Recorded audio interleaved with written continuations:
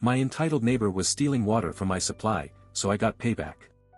I live in Asia and recently purchased a new house. The previous owners were family friends who needed cash urgently and hadn't been living in the country for nearly 3 years. I got the house for a great price, right in the middle of the capital city.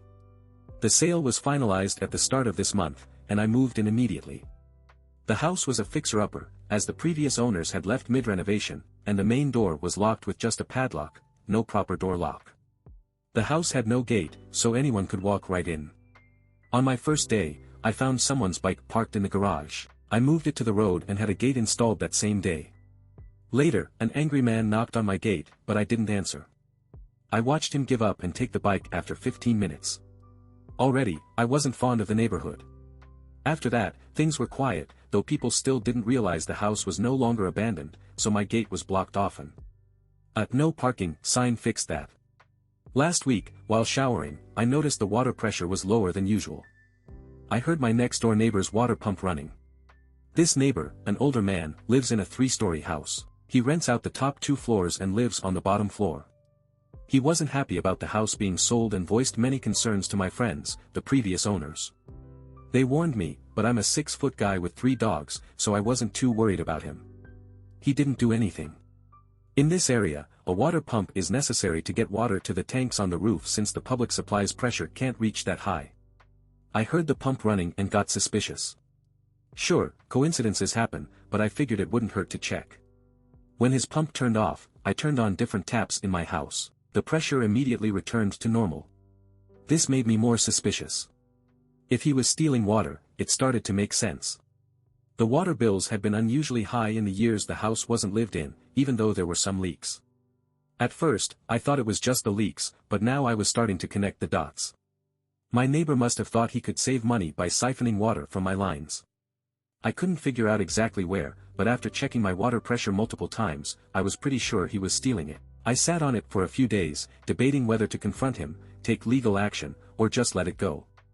Water in my country is very cheap. My total bill, even with washing 3 animals, washing my car weekly, and watering my garden, only costs about $5 per month.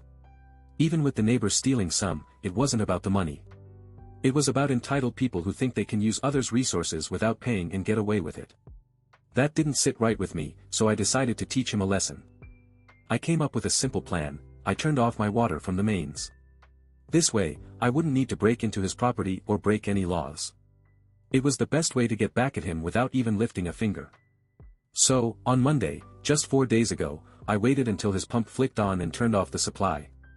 The way household tanks work in my country is that a ball valve detects the water level and signals the pump to turn on.